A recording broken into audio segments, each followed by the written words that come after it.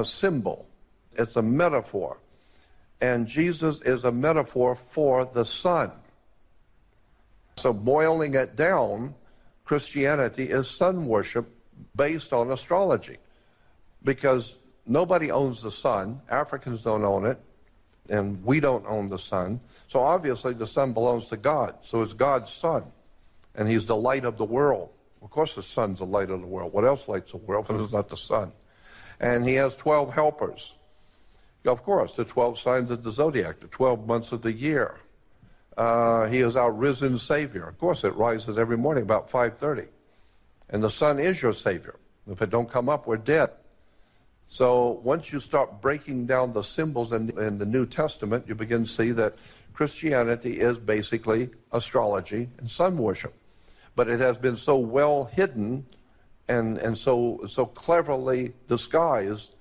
And once you start breaking it down and reading the whole story, it becomes overwhelmingly obvious this is what we're talking about. He has a virgin birth. He's born of a virgin, of course. Virgin birth because one of the constellations of the zodiac is Virgo, Virgo the Virgin. Let me give you an example of how this works. On the first day of summer, the very first day of summer, the sun is as high in the northern hemisphere as it's going to go. It doesn't go any further north. The first day of summer, the sun is as high in the northern hemisphere, and it begins to work its way south. And each day it moves 1 degree. And as it moves 1 degree each day, 90 days later, or 90 degrees later, it's halfway down. So now we say that the sun was the Lion King in summer. The Lion King, because the sun was in the constellation of Leo, the Lion King from Disney. But then as the sun moves southward, it finally hits Scorpio. So God's sun was really hot. He was the Lion King, but now he's falling. So now we call it fall because he's falling, and he's falling south. So it moves into fall in Scorpio. This is why Judas gives Jesus the kiss of death, because Judas represents Scorpio. And Scorpio gives the God's son, the light of the world, the kiss of death. And now he's going to die in Capricorn. He's going to die and go all the way down. But what's interesting about this is that the sun goes all the way down south until it hits what is called the winter solstice. And that's on December 22nd, the sun hits the lowest point on the sky in the south on December 22nd. It's called the winter solstice, the beginning of winter. And for 3 days, the United States Navy will show and explain it to you that the sun comes up for 3 days, 22nd, 23rd, and 24th, on the same degree. It doesn't go any further south, and it doesn't come back north. But on the same degree that it was on December 22nd, the sun rises the next 2 days, 23rd and 24th, on the same So the ancient people said that the sun was alive. He was the lion of the tribe of Judah, Leo.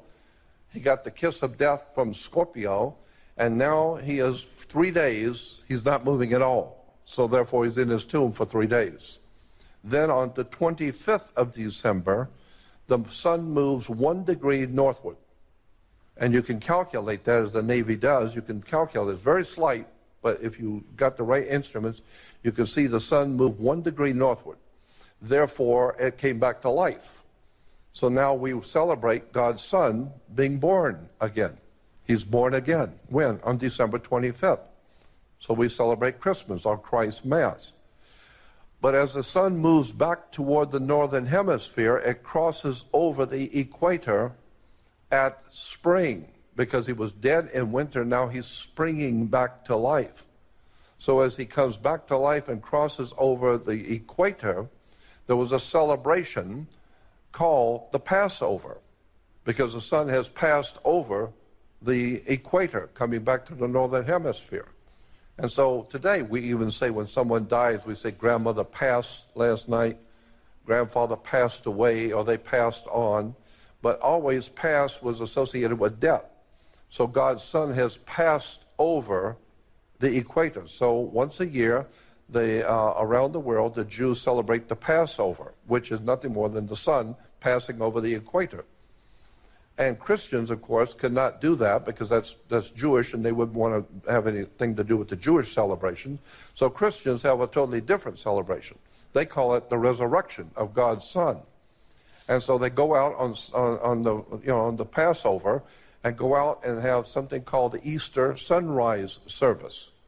So you actually have Christians going out and waiting for the sun to come up for something called a sunrise service.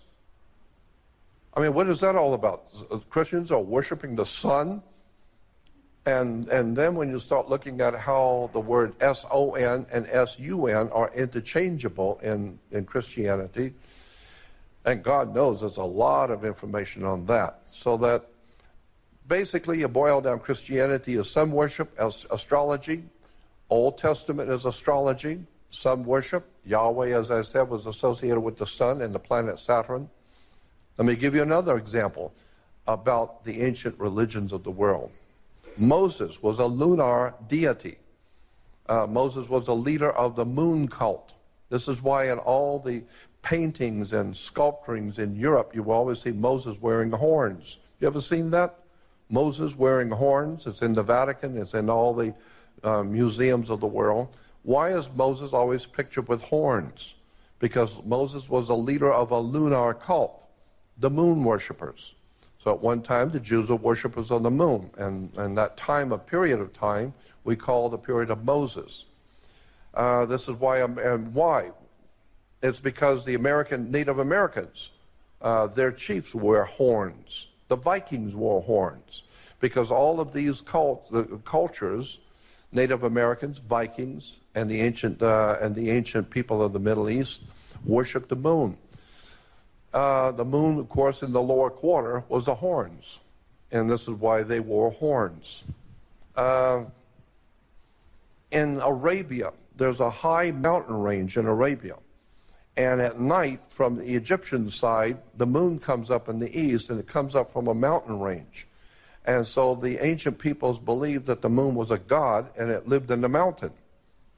And there are religious celebrations of the old man of the mountain, the moon god. And in the ancient Arabic system, the moon god was called Sin, S-I-N. That was his name. The moon god of Arabia was Sin. And a mountain in the ancient language was spelled Ai. So you take the mountain Ai with the god who lived in the mountain, the moon god, Sin, and put it together, it becomes Sinai. So you get Moses goes up into Sinai. No, it's Sin Ai, the mountain of the moon god. And this is why Jews have their celebration after sundown, because that's when the moon comes out. They don't have the celebration during the day because that's when the sun's out. So that's the time for Christians to celebrate God's Son. The Jews are worshiping the moon god, Sin. So I don't intend to, I'm not trying to offend anyone, but I'm just trying to tell you where religions come from. Religions have been given to us by the same people who gave us our government, our banks, our educational institutions, our whole entire ruddy system in Western civilization is based on religion, politics, sex, drugs, and rock and roll.